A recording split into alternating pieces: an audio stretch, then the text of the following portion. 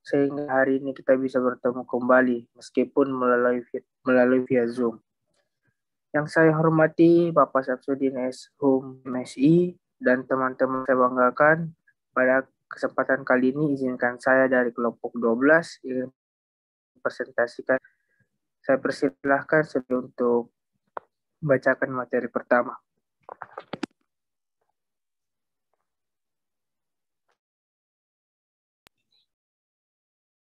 Baik, terima kasih atas kesempatan yang diberikan oleh moderator.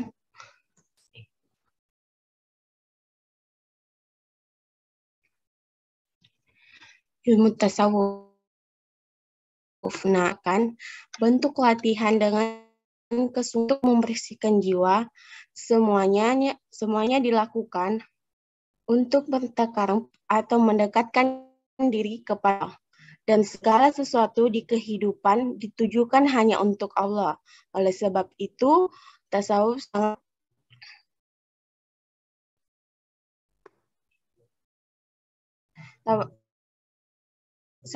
dengan perbaikan akhlak dan membangun segi.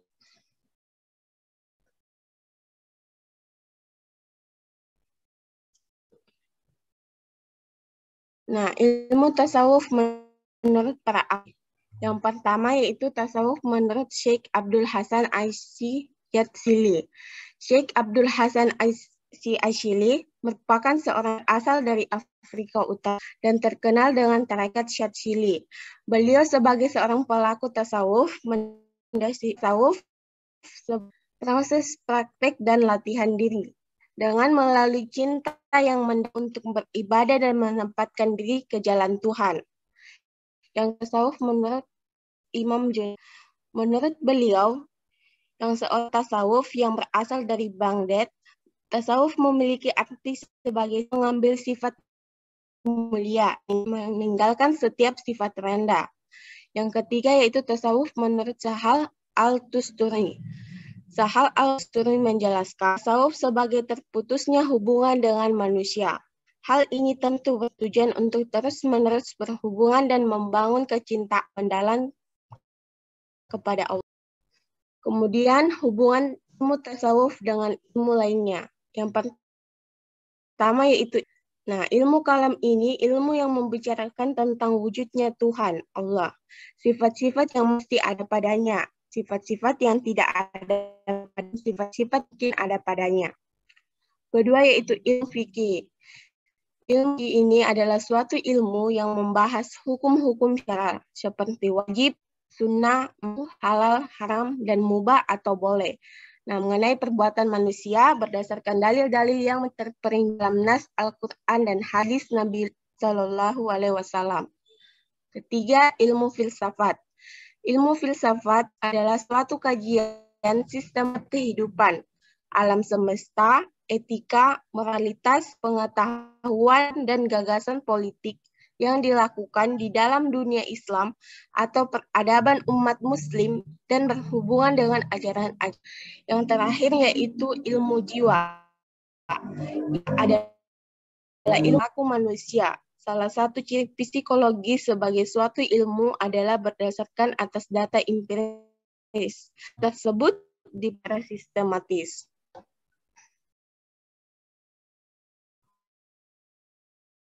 Dan hukum mempelajari ilmu. Nah, seorang tabi'in yang hidup sezaman dengan Abu Hasan Al-Fusyandi mengatakan, Rasulullah Sallallahu Alaihi Wasallam, tasawuf terlihat realitasnya meski tidak ada. Sekarang ia hanya sekedar nama tanpa realitas. Pernyataan tersebut dapat kita jadikan acuan Rasulullah Sallallahu Alaihi Wasallam. Memang tak ada, namun sebagaimana kita ketahui berbagai sifat mulia tertanam di kalangan para sahabat Rasulullah Shallallahu Alaihi Wasallam. Karena itulah kini sikap-sikap mulia itu dirangkum dalam nama yang dikenal tasawuf. Jadi mempelajari tasawuf tidak perlu mempersoalkan nama. Yang penting adalah realitas atau substansi dalam menjalani kehidupan.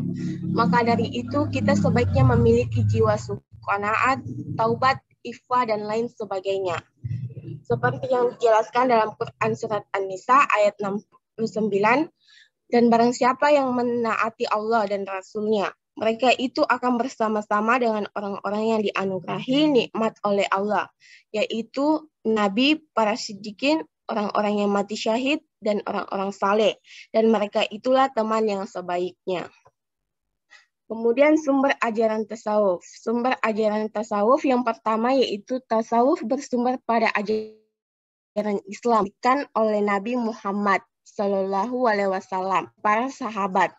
Semua itu dapat dilihat dari asas-asas yang diterapkan, yaitu berdasarkan Al-Quran dan Sunnah. Yang kedua yaitu unsur kehidupan tasawuf mendapat perhatian cukup besar dari sumber sejarah Nabi dan para. Dengan demikian, tidak benar apa yang dikemukakan oleh para cendekiawan. Terdapat unsur Nasrani, Yunani, Hindu, Buddha, dan Persia. Adapun manfaat ilmu tasawuf, yang pertama yaitu tasawuf mengingatkan manusia kepada Tuhan. Yang kedua, dapat membantumu dalam membersihkan diri dari pengaruh materi. Yang ketiga, tasawuf dapat mempertinggi akhlak. Keempat, tasawuf dapat menenangkan dan menenangkan hati. Indah, Ya, katanya Dewi mau membantu Bida membaca.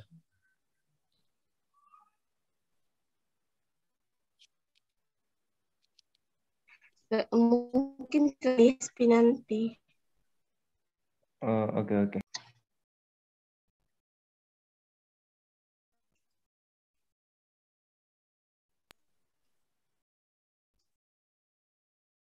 Sudah. Terima kasih atas teman-teman yang berkenan untuk mendengarkan. Saya kembalikan kepada moderator. Ya, makasih Saudara Indah. Oke, pada kesempatan kali ini saya akan membuka tanya jawab. Harap teman yang ingin bertanya, harap raise hand.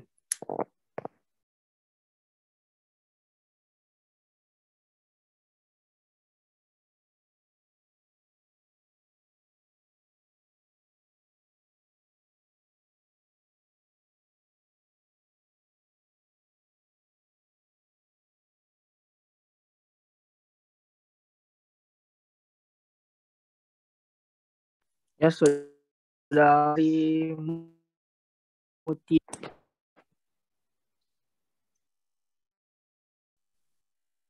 Ya, baik, kepada moderator, sini saya ingin bertanya. Coba Anda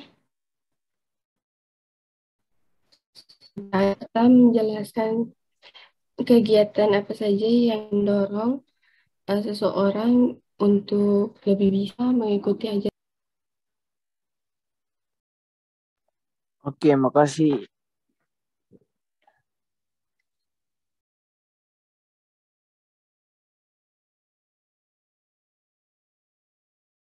Teman-teman yang lain, apakah ada yang ingin bertanya? Sudah jelas? Sudah.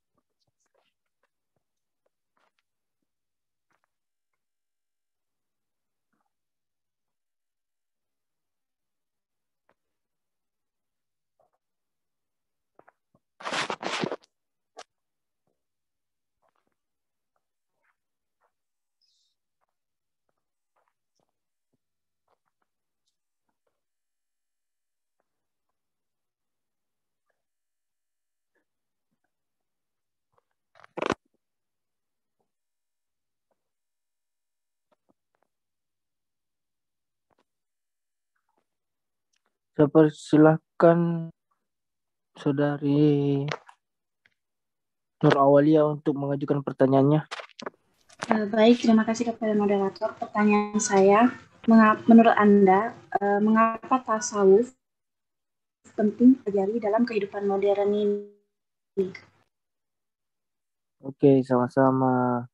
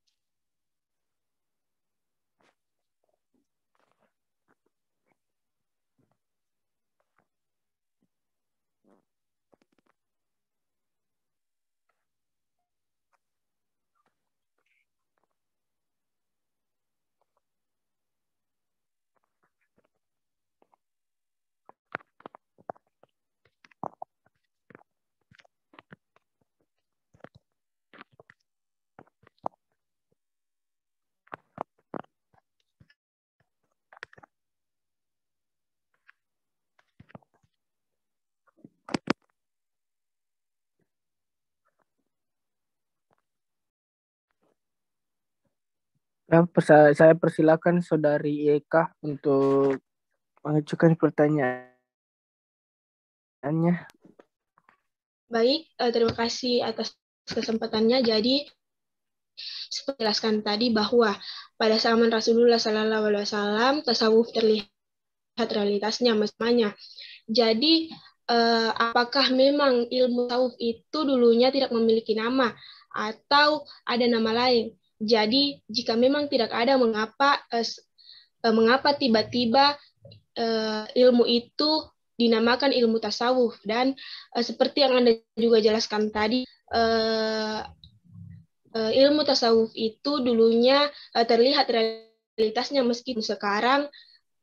namun sekarang itu sekedar nama tanpa realitas. Jadi bagaimana cara Anda sebagai mahasiswa untuk mengembalikan ilmu tasawuf itu dengan realitas tanpa nama? Terima kasih.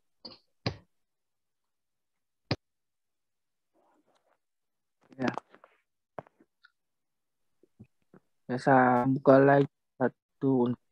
Saya persilakan Saudari Fahri untuk mengajukan pertanyaannya. Baik, terima kasih kepada moderatornya kan adalah coba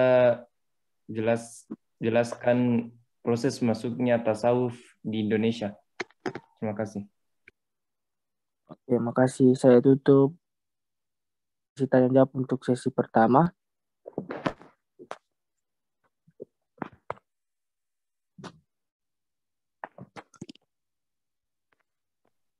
Baik, saya akan menjawab pertanyaan dari Saudara Nur Awalia. Menurut Anda, mengapa ilmu tasawuf penting dipelajari?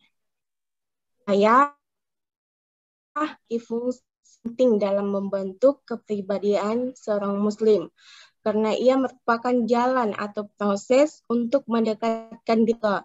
Manusia tidak menyadari bahwa hidup bukan hanya dirinya sendiri, melainkan masih adanya orang lain yang perlu diperhatikan sebagai sarana untuk tercapainya.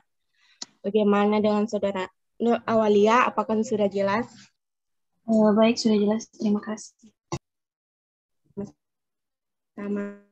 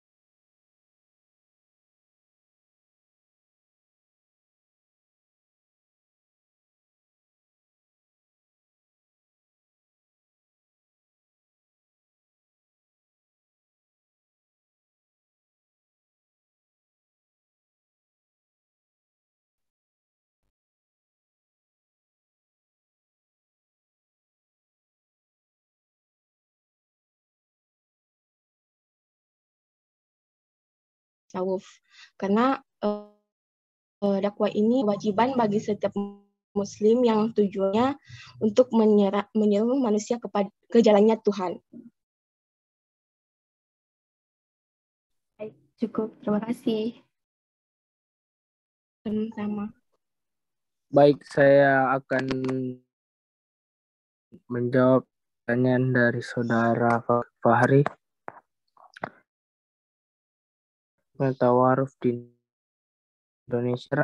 Sebelum membicarakan tentang keberadaan tawaruf di Nusantara, terlebih dahulu perlu bagaimana cara masuk Islam di Nusantara. Masuknya tawaruf di Nusantara atau di Indonesia dari pembicaraan proses Islamisasi sejauh ini ada beberapa teori yang digunakan oleh para ahli dalam melihat pendekatan yang digunakan oleh para penyebar agama Islam di Nusantara.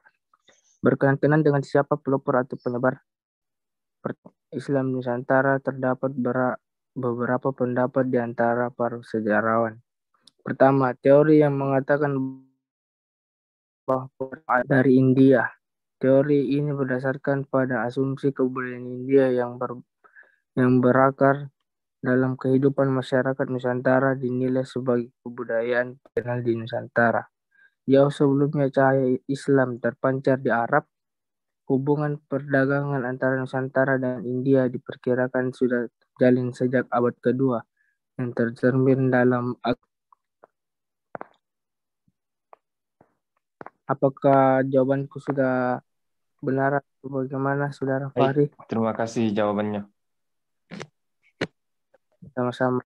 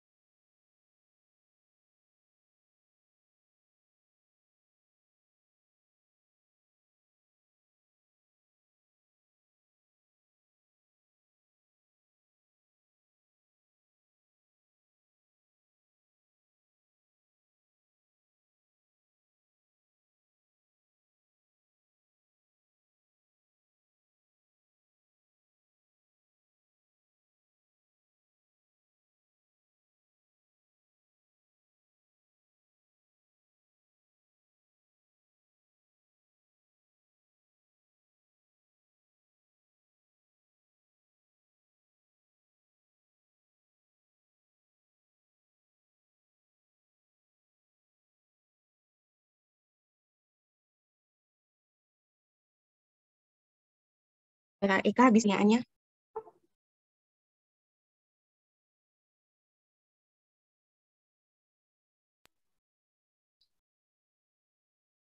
Iya, baik. Anda menjelaskan pada zaman Rasulullah itu tasawuf terlihat realitasnya meski tidak ada namanya.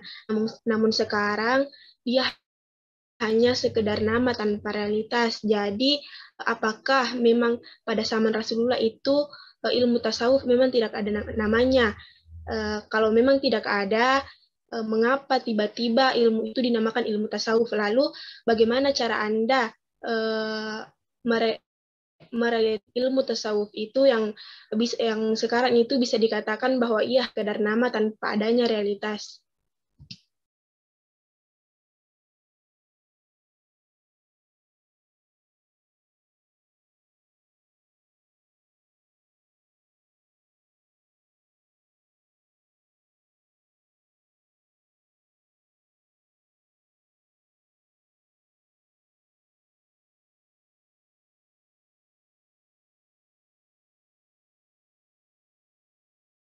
Saudara Eka Puspita, pada zaman Rasulullah bukan tasawuf tidak ada namanya, tetapi tasawuf tidak dapat didefinisikan dengan pasti.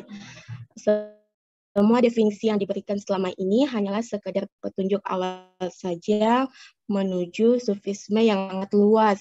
Ia tidak terdefinisikan dengan pemikiran filsafat penalaran. Seseorang yang hendak memahami maknanya memerlukan sebuah kearifan hati, gnosis, dan pengalaman rohani sendiri yang tidak bergantung pada metode pemikiran orang lain. Hal ini ia akan mendapatkan engkau sesuatu di luar pandangan indranya dan diliputi cahaya Tuhan. Tasawuf sendiri ini kenapa dikatakan tasawuf? Karena tasawuf sendiri yang berarti orang suci atau orang-orang yang mensucikan dirinya dari hal-hal yang bersifat keduniaan. Mereka memiliki ciri-ciri khusus dalam aktivitas dan ibadah mereka atas dasar kesucian hati dan untuk pembersihan jiwa dalam rangka mendekatkan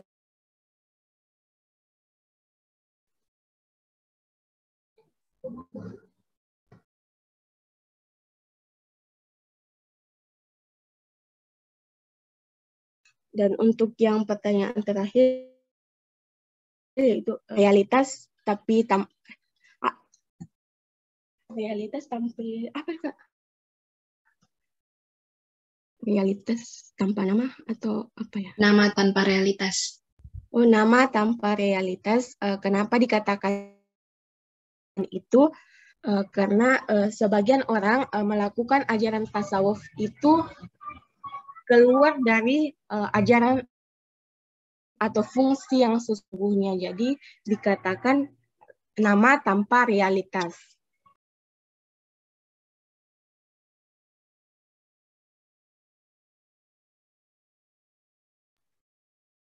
Bagaimana saudara? Jawabannya sudah jelas atau masih kurang?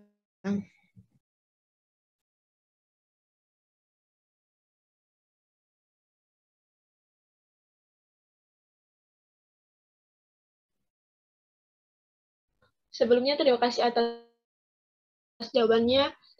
Maaf, pertanyaan saya itu bukan mengapa dikatakan sekedar nama tanpa realitas, tetapi pertanyaan saya bagaimana cara Anda menunjukkan kembali bahwa ilmu tasawuf bisa terlihat lagi seperti dulu, sekedar nama tanpa realitas, begitu.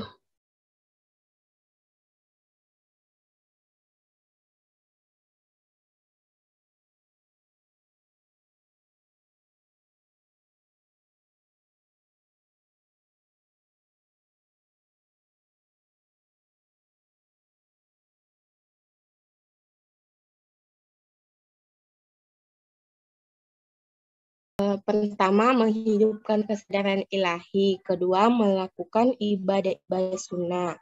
Ketiga, memperdalam pengetahuan tentang Allah dan yang berhid kepada Allah Subhanahu wa Ta'ala.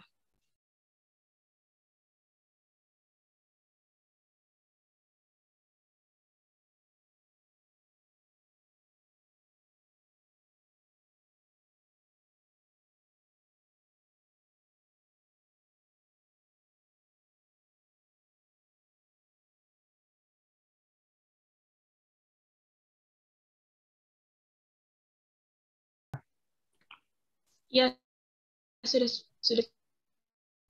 cukup. Oke, saya buka pertanyaan sesi kedua. Silahkan Raisen yang ingin bertanya.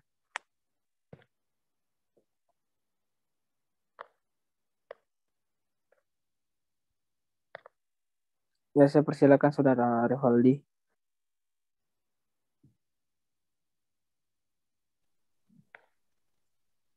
Baiklah, terima kasih atas kesempatannya.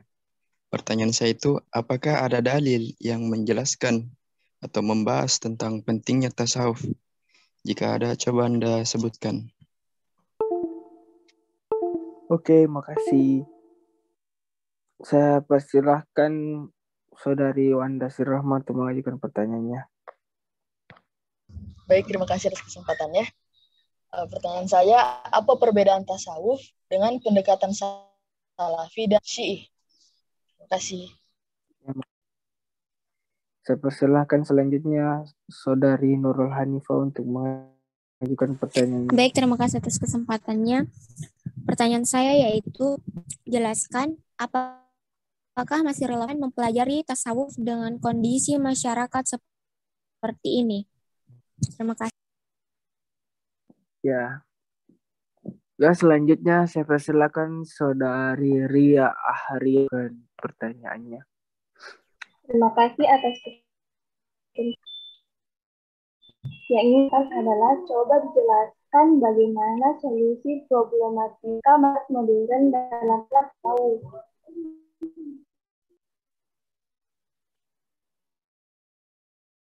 Maaf sebelumnya, Ria Ahriani bisa diulang pertanyaannya? Bisa dijelaskan bagaimana problematika masyarakat modern dalam akhlak tasawuf.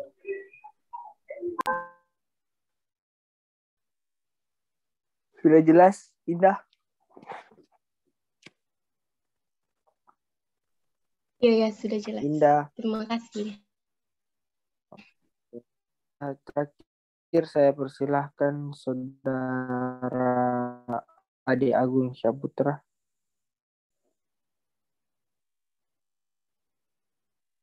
Ya, terima kasih. Abe, ya, Saudara Ade Agung.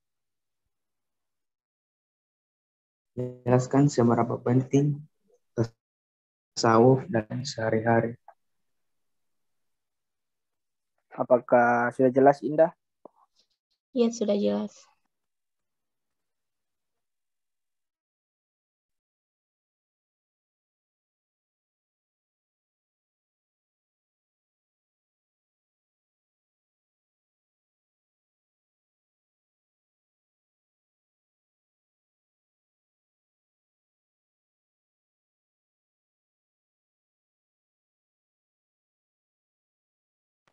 Oke, saya akan menjawab pertanyaan dari Wanda Sri Rahmah, yaitu apa perbedaan tawafuf dengan pendekatan salafi dan syiih. Tawafuf salafi menggunakan pendekatan syariat, sementara tawafuf syiih menggunakan pendekatan filsafat. Tawafuf salafi mendasari ajaran kepada Al-Quran dan hadits, sementara tawafuf syiih mengklaim memiliki ilmu khusus yang tidak dimiliki orang lain. Sebab itu menjadi kekhususan ahli bait Nabi Shallallahu Alaihi Wasallam.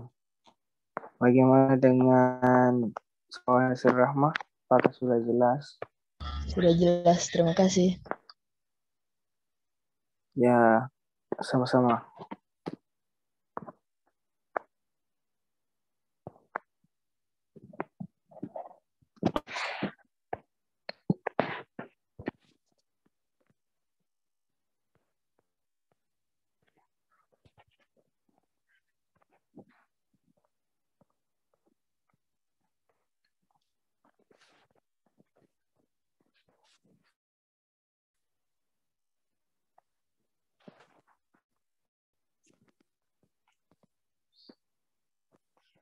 Oke, selanjutnya pertanyaan dari Saudara Ari Hanifah.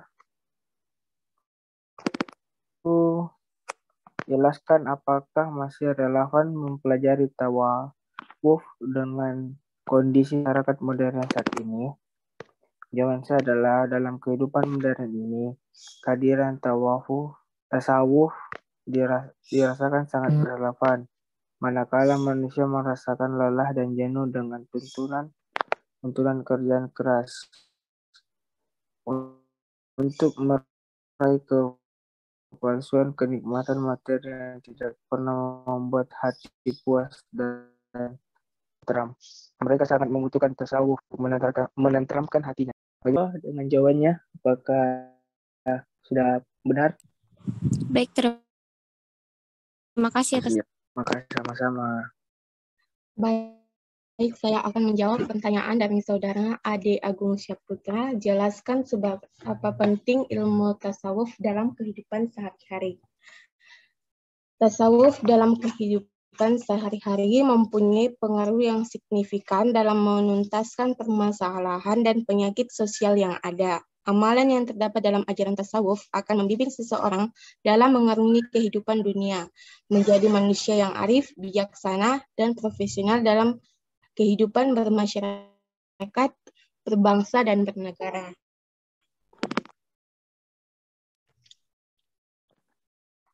Untuk saudara Ade Agung Syaputra, apakah jawabannya sudah jelas? Iya, terima kasih. Baik.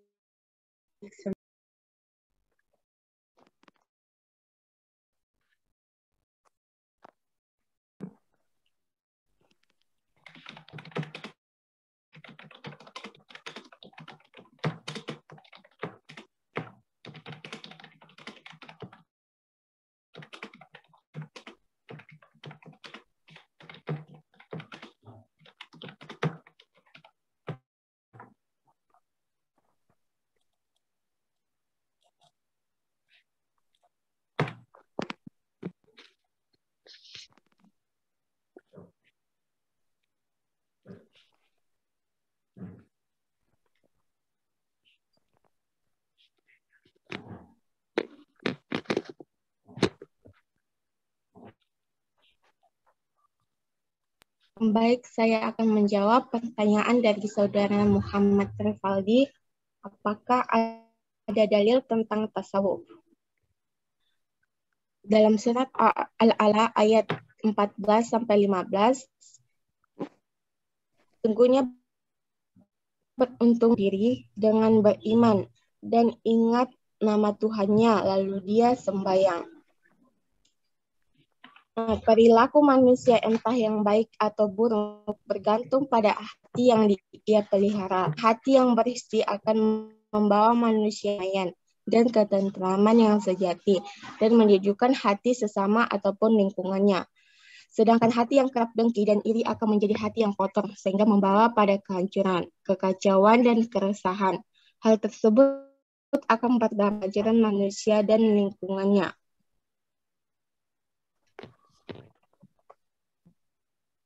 Bagaimana definisi tasawuf yang mendekatkan diri kepada Allah Subhanahu wa Ta'ala dan menyucikan diri dan batin.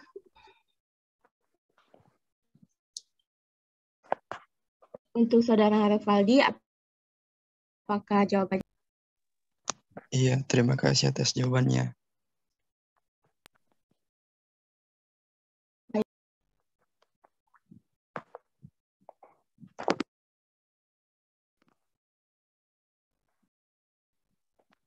Jawab semua, Midi.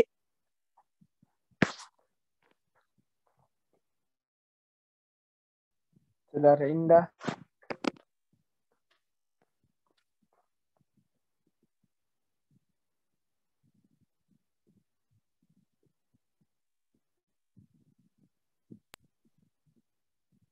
Pertanyaannya ke saudara Ria nih.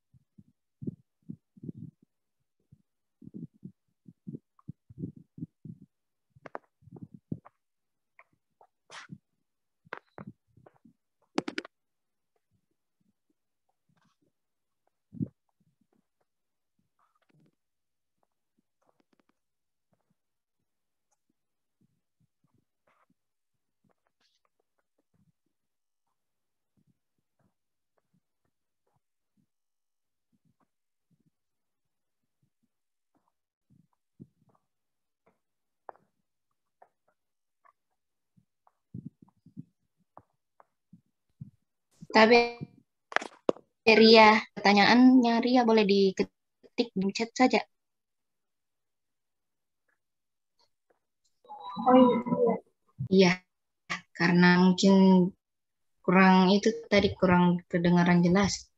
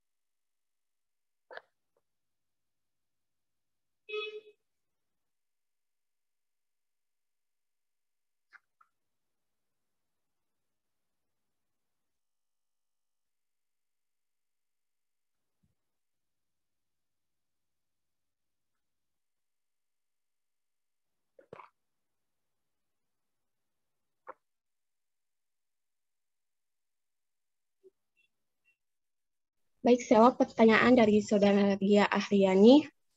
Bagaimana solusi problematika masyarakat dalam akhlak tasawuf?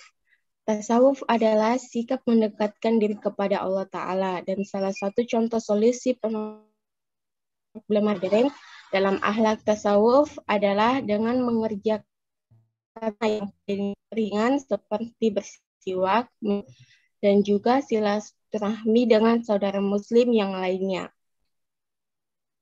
Baik, ya Ahriani, apakah jawabannya sudah jelas? Ya, sudah. Sama.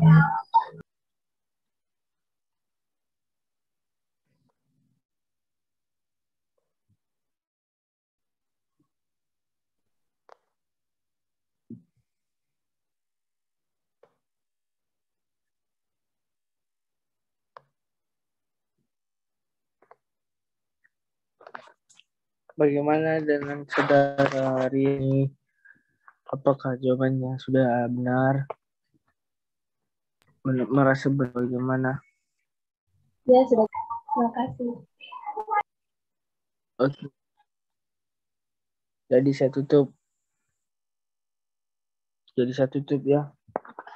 Esa sudah habis. Sudah semua, Mi, Dek? Sudah. Ya, saya tutup, Dek. Assalamualaikum warahmatullahi wabarakatuh. Terima kasih. Waalaikumsalam warahmatullahi wabarakatuh. Bisa raise hand yang tadi bertanya sesi pertama.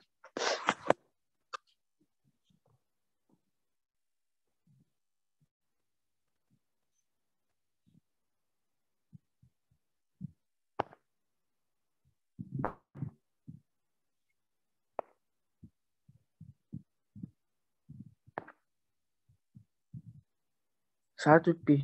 Kayaknya, Di.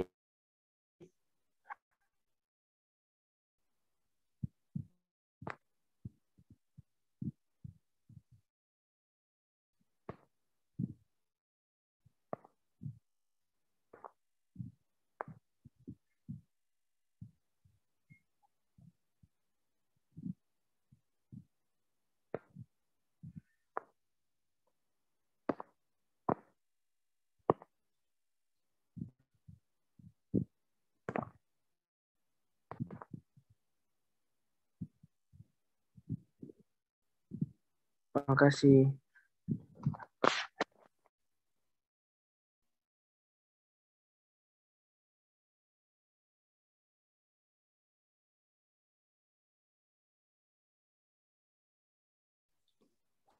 Saudara Fahri bisa ambil alih.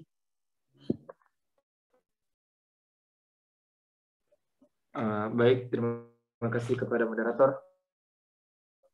Karena hubung Bapak juga belum masuk, kita tunggu saja dulu sampainya masuk. Baik. Oke.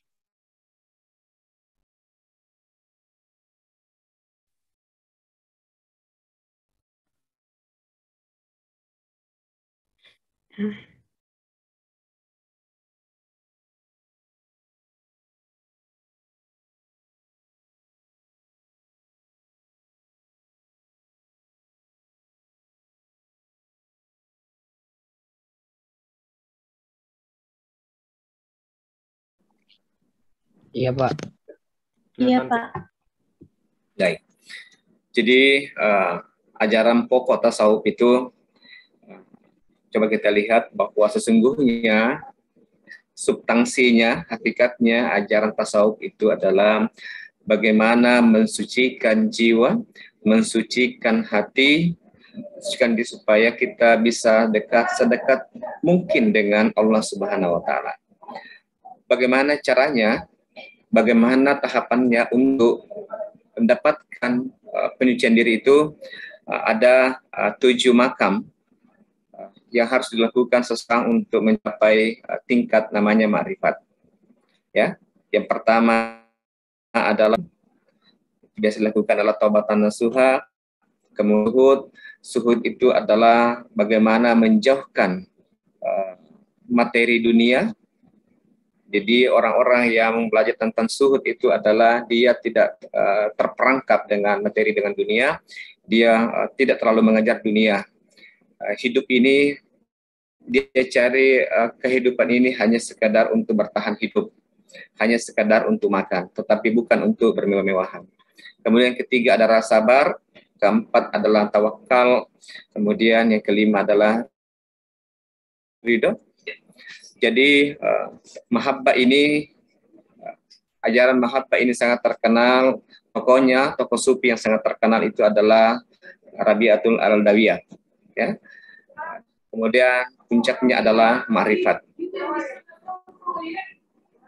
Itu proses 7 makam untuk mencapai pendekatan diri dengan Allah. Kemudian hal-hal pokok adalah yang pertama adalah kesucian jiwa untuk menghadap Allah sebagai Zat yang Maha Suci. Jadi karena Allah adalah Zat yang Maha Suci, bagaimana seseorang itu mensucikan hatinya dan jiwanya agar bisa berinteraksi. Dia bisa membuka tabir, ya, perantara antara hamba dan Tuhannya, itulah yang dilakukan tadi dengan 7 makam yang di atas.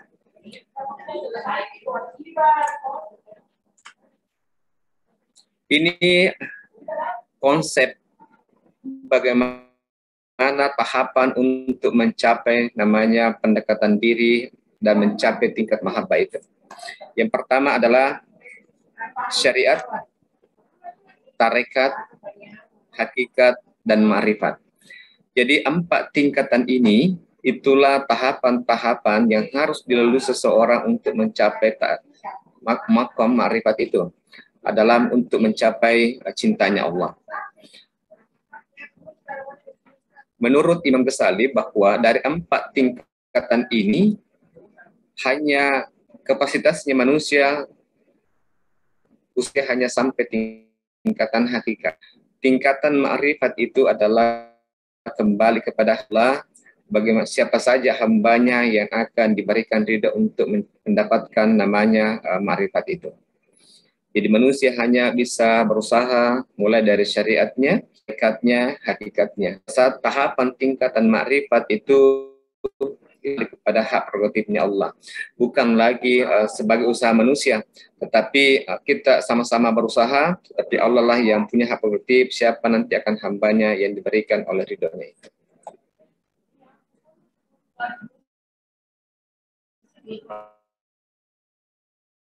Itu adalah mengerjakan amal-amal soleh, amal badani seperti hukum-hukum sholat, puasa, zakat, dan haji.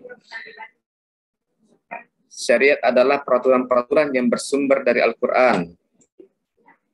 Syariat itu adalah membangun kehidupan manusia atas dasar amar ma'ruf dan nahi mungkar. Itu kalau syariat. Tarekat itu adalah jalan. Jadi kalau syariatnya tadi itulah bagaimana kita melakukan hukum-hukum Allah, kemudian tarekat itu adalah jalan untuk menempuh, mengenal dan merasakan adanya Tuhan.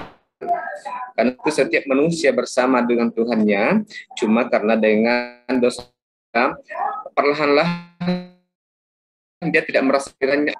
Itulah tarekat tasawuf itu bagaimana untuk sifat hewaniah yang ada dalam tubuh seseorang itu sehingga dia mampu menyingkirkan sifat-sifat hewani itu untuknya di ujungnya nanti bisa berinteraksi dengan Tuhannya. Ali bin Abi Thalib pernah bertanya kepada Rasulullah, manakah tarekat yang sedekat Tuhan? Kemudian Rasulullah menjawab bahwa tarekat itu adalah tidak lain dari zikir. Jadi zikir juga ada orang bersikir itu dia hanya hitung-hitungan, tetapi ada juga para sufi itu bersikir setiap desah-nafasnya itu adalah zikir. Jadi dia tidak lagi memakai hitungan-hitungan terkait dengan zikirnya, tapi sesungguhnya setiap desah nafasnya itu adalah berzikir kepada Allah. Kemudian hakikat. Hakikat itu adalah merupakan, kalau tadi syariat merupakan peraturan, tarekat itu merupakan jalan atau pelaksanaan, kemudian hakikat adalah tujuan pokok yaitu pengenalan Tuhan yang sebenar-benarnya. Jadi usahanya tadi manusia itu hanya sampai kepada tataran hakikat.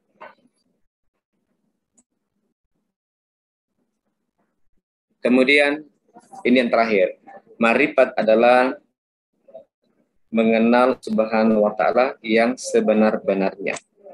Menurut Imam Al-Ghazali, ma'rifat adalah pengetahuan yang tidak ada lagi keraguan di dalamnya. Jadi menurut Imam Al-Ghazali bahwa kalau seseorang mencapai tingkatan ma'rifat itu tidak ada lagi hijab, tidak ada lagi perantara antara hamba dan Tuhannya, sehingga rahasia-rahasia ketuhanan, rahasia-rahasia hukum Tuhan itu yang meliputi segala sesuatu itu terbuka untuk dirinya. Tapi bagaimana kita untuk mencapai ke sana itu memang butuh waktu, butuh perjuangan, butuh kebiasaan yang harus dilakukan hamba itu sehingga untuk mencapai tingkatan mahabbah, cintanya Allah itu itulah tadi tahapan-tahapan 7 makam yang harus kita lakukan untuk mencapai tingkatan ma'rifat.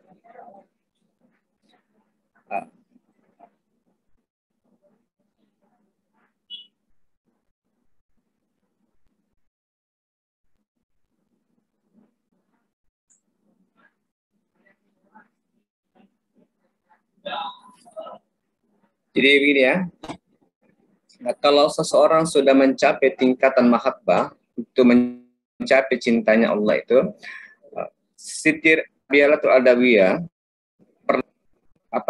salah satu ungkapan mengatakan bahwa kalau sekiranya saya beribadah untuk menggapai surganya Allah, maka saya rela dilemparkan ke neraka.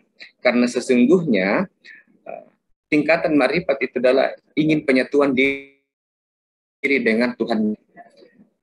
Orang-orang sufi beranggapan bahwa kenikmatan, kebahagiaan yang tertinggi itu adalah bagaimana bertemu dengan Tuhannya, bagaimana menyatu dengan Tuhannya. Sehingga keluarlah seperti itu ungkapan bahwa sekiranya saya beribadah kepada Allah hanya karena ingin masuk surga, maka ya Allah lemparkanlah aku ke neraka. Jadi orang sufi mengatakan bahwa surga itu adalah kebahagiaan yang hakiki, adalah kebahagiaan yang absolut, itu adalah kebahagiaan apabila hamba itu bisa bersatu dan bisa bertemu dengan Tuhannya. Jadi ajaran tasawuf itu adalah bagaimana intinya menyucikan diri kita, bagaimana kita tidak terperangkap dengan dunia, karena dunia ini adalah sesuatu yang sementara sifatnya. Dunia adalah kebahagiaan sifatnya sementara dan semu, sedangkan kebahagiaan hakiki itu adalah bagaimana hamba itu bisa menyatu dan bertemu dengan Tuhannya.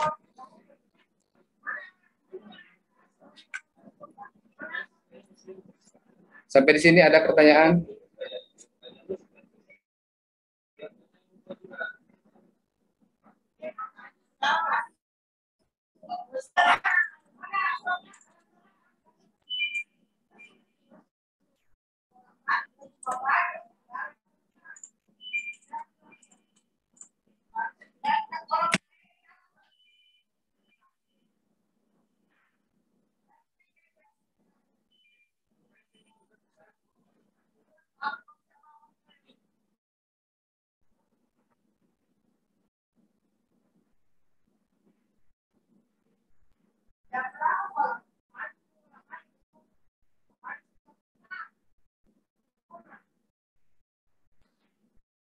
Baik, ini ada beberapa pertanyaan yang dikirimkan oleh ketua tingkat, tapi mungkin semuanya belum sempat saya jawab. Ya, poin-poinnya saja bahwa apakah ajaran tasawuf itu masih relevan dengan kondisi masyarakat modern saat ini?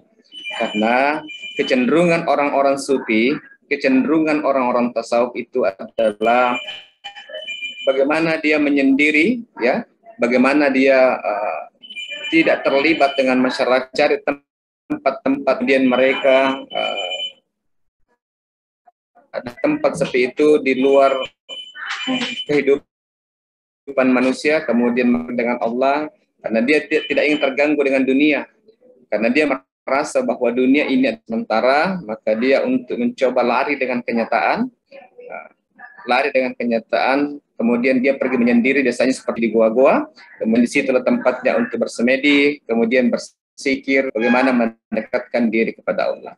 Sehingga muncul pertanyaan bahwa apakah ajaran tasawuf itu masih relevan dengan dunia modern yang saat ini? Sehingga muncul banyak kritik bahwa sesungguhnya tasawuf itu apa. Maka muncullah tasawuf modern. Ya, modern itu adalah karena tasawuf modern mengatakan bahwa orang-orang sufi itu lari dari kenyataan. Sehingga dia tidak ingin tahu bahwa apa problema yang terjadi di tengah-tengah masyarakat.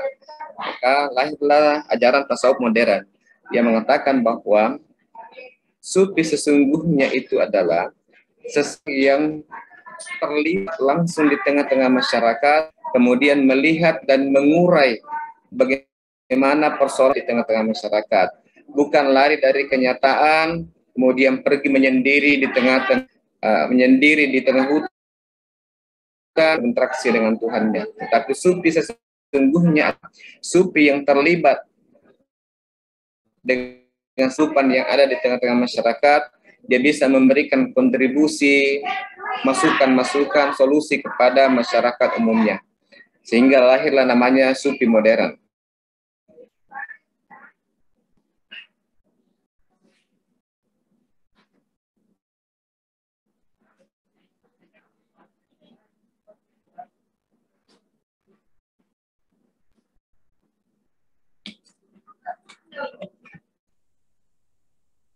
Bayan.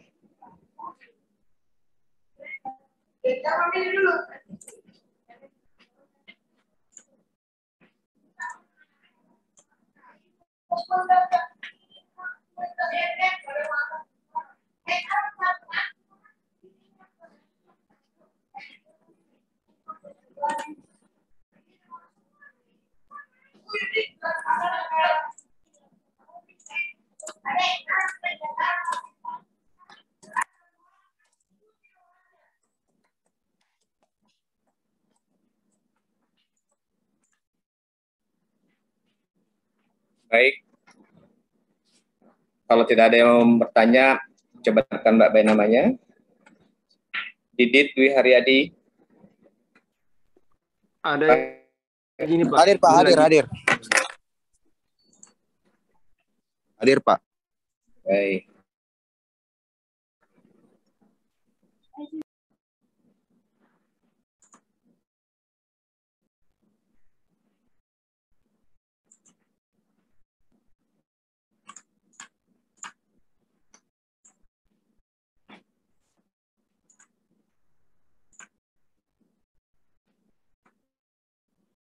Ade Agun Syaputra. Hadir, Pak. Arsya Adinda. Fitri.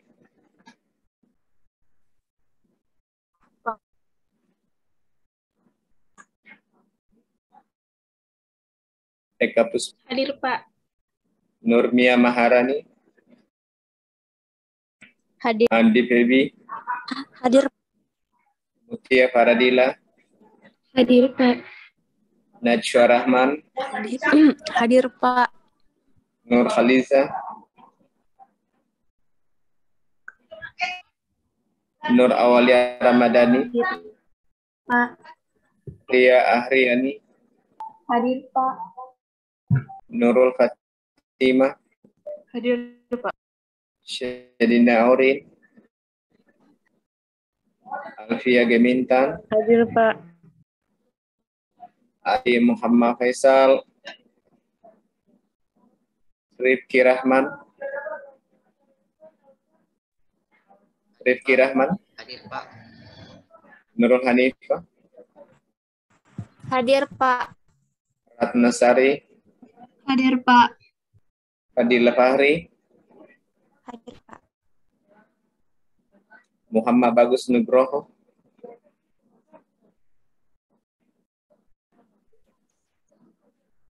Muhammad Bagus Nugroho. Ada itu, Pak.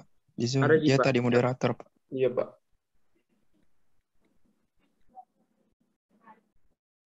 Ray Sultrinatra. Hadir, Pak. Yanto. Ada Ji tadi ini, Pak. Wanda Sri Rahma. Ada Wanda. juga di Zoom, Pak. Ya, di Zoom. Salsabila.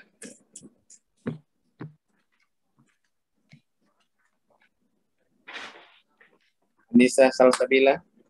Ada juga tadi ini, Pak, di Zoom, Pak.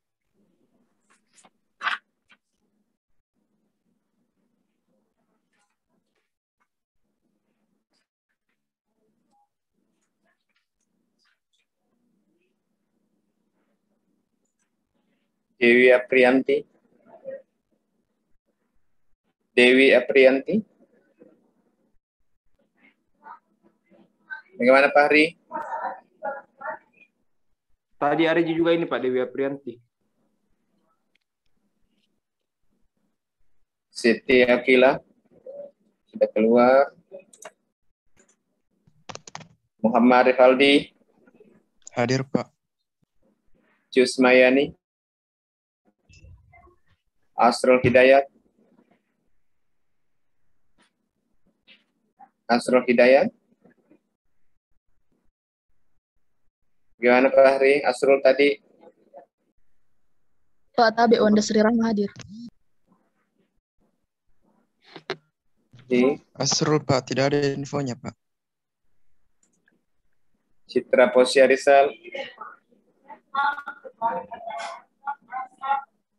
Citra Posya Rizal. Ada gini, Pak. Tapi Pak, siap tadi atas nama Andi Muhammad Faisal, Pak.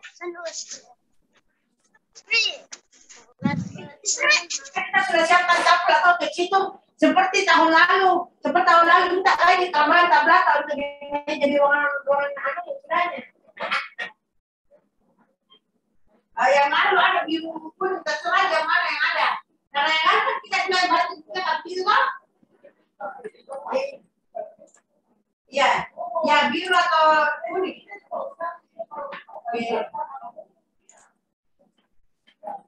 Baik, sekira pertemuan kita hari ini cukup sampai di sini. Sampai ketemu minggu depan. Assalamualaikum warahmatullahi wabarakatuh. Waalaikumsalam warahmatullahi wabarakatuh. Terima kasih, Pak.